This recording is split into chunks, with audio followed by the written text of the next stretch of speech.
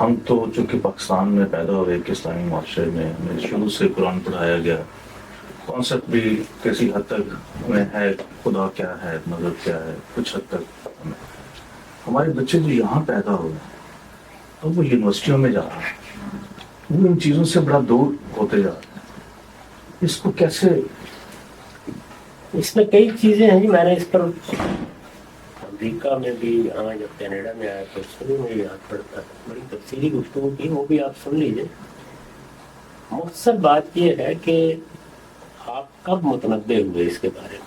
بالعموم میں دیکھتا ہوں کہ والدین جب بچوں کو آخری درجے میں خراب کر چکے ہوتے ہیں اس وقت یہ سوال ان کے ذہن میں پیدا ہوتا ہے۔ میں بالکل خاص کسی شخص کی طرف اشارہ نہیں کرتا، میرا عمومی تجربہ یہی ہے۔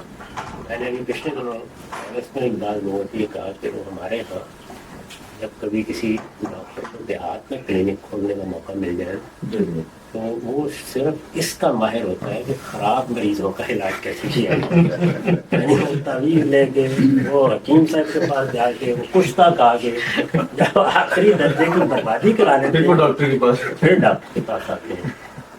ہمارے یہاں بھی کم میں یہ ضرورت ہے، ہمارے والدین وہاں سے آئے ہیں، خاص طور پر فرسٹ جنریشن، وہ وہاں سے آئے ہیں، وہاں ماحول، تہذیب، پس منظر، یہ نانی، یہ دادی، ملنے والے لوگ، قریب کی مسجد، ایک تہذیبی رجحان ہے جس کے اندر ان کی پرورش ہوئی۔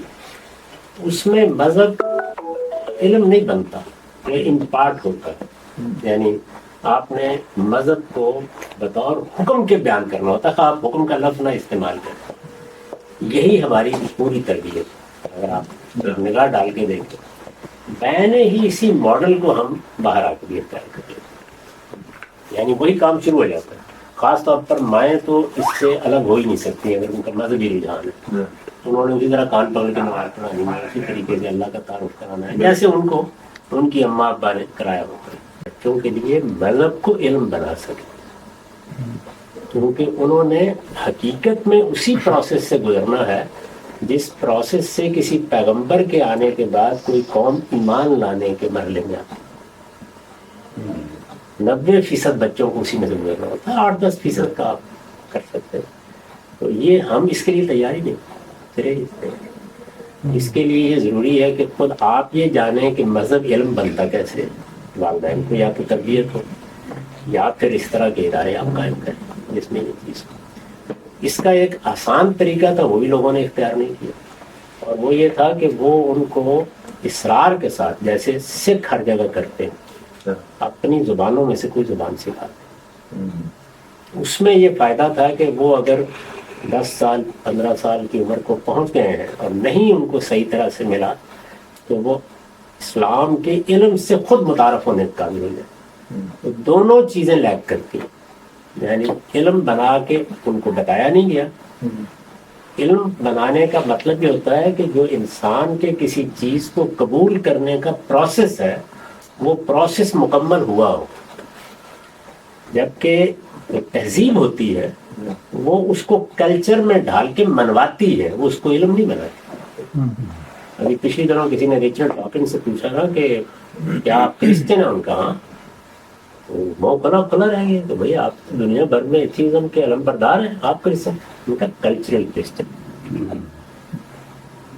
یہ ٹھیک ہے، اس وقت آپ کے ملک میں میرے ساتھ تو لوگ کوئی حجاب نہیں کرتے، میں جانتا ہوں، بہت بڑی تعداد ہے دانشوروں کے ساتھ جو کسی چیز کو نہیں مانتے، کوئی مذہب نہیں ہے ان کا، چھوڑ چکے ہیں، عرصہ ہو گیا، لیکن وہ کلچرل مسلم ہے، یعنی وہ اس کو کبھی گوارا نہیں کریں گے کہ ان کے مرنے کے بعد ان کے کل نہ ہو۔ نماز تو دعا بالکل ہے، جیسے ہم اپنے لیے دعا مانگتے ہیں، لیکن فرض کر دیں کہ آپ نے لفظ دعا استعمال کیا ہے، یہ ایک لفظ ہے نا، یہ آپ نے کلچرلی استعمال کیا ہے۔ مسلمان دعا کرتے ہیں، اب ذرا اس کو علم بنائیے، کس سے دعا کریں گے؟ اللہ تعالیٰ۔ نہیں، یہ تو سر میں نے آپ کا ایک سنا تھا۔ اللہ تعالیٰ کون ہے؟ جی ہے بھی نہیں۔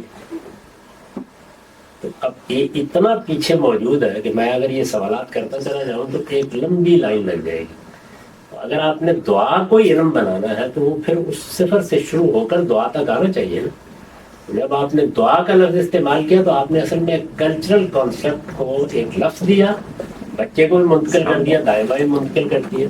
اب وہ جب تک ان سوالوں کے بارے میں وہ اضطراب نہیں محسوس کرے گا دعا کرتا رہے گا. جس دن اس نے اضطراب محسوس کر لیا آدمی دے دیتے ٹھیک ہے.